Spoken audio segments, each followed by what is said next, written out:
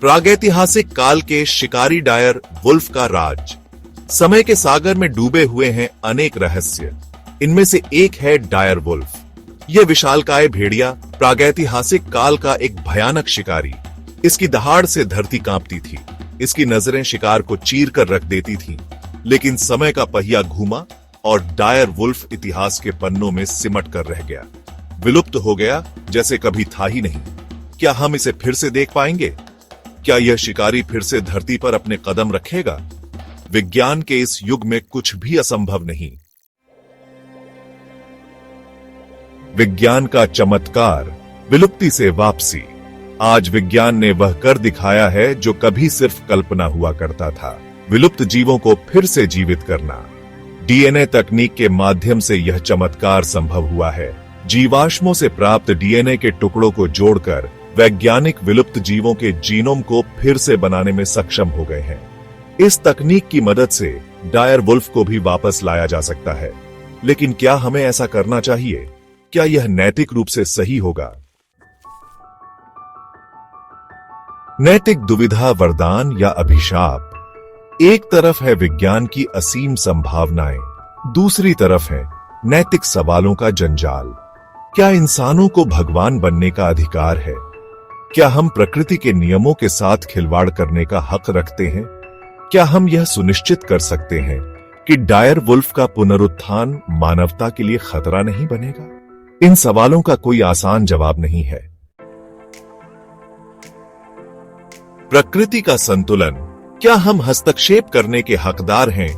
प्रकृति एक जटिल और संतुलित तंत्र है।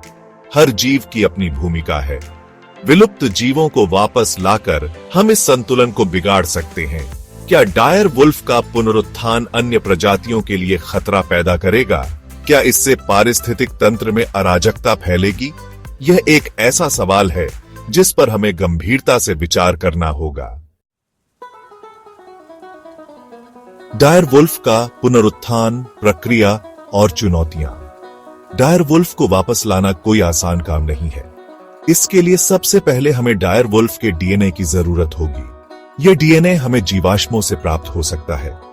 डीएनए प्राप्त करने के बाद वैज्ञानिकों को इसे एक उपयुक्त मेजबान कोशिका में प्रत्यारोपित करना होगा। यह एक जटिल और चुनौतीपूर्ण प्रक्रिया है। आनुवंशिक पुनरुत्थान, विज्ञान की सीमाएं और संभावनाएं। हमें यह याद रखना होगा कि विज्ञान की भी अपनी सीमाएं हैं। हम डायर वुल्फ को हूबहू वैसा नहीं बना सकते जैसा वह पहले था।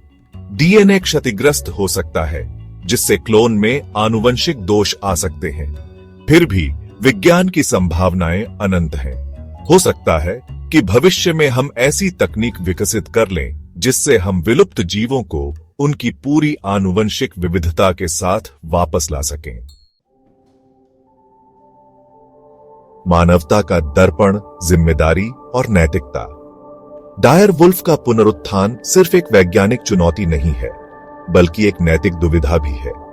हमें यह तय करना होगा कि हम अपनी शक्ति का इस्तेमाल किस हद तक करना चाहते हैं। क्या हम अपनी जिज्ञासा को शांत करने के लिए प्रकृति के साथ खिलवाड़ करने को तैयार हैं? क्या हमारी जिम्मेदारी नहीं बनती कि हम प्रकृति का सम्मान करें और उसके साथ सामंजस्य बिठाकर जिएं? अतीत से सीख, भविष्य के लिए सबक। इतिहास गवाह है कि इंसानों ने अपनी महत्वाकांक्षाओं के चलते प्रकृति को बहुत नुकसान पहुंचाया है। हमें अपने अतीत से सीख लेनी चाहिए और भविष्य के प्रति सजग रहना चाहिए।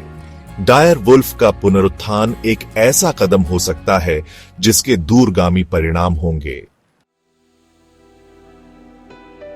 निष्कर्ष, प्रकृति के साथ सामंजस्य बिठाना ही एकमात्र रास्ता। विज्ञान हमें असीम शक्ति प्रदान करता है, लेकिन इस शक्ति का इस्तेमाल समझदारी और संयम से करना होगा।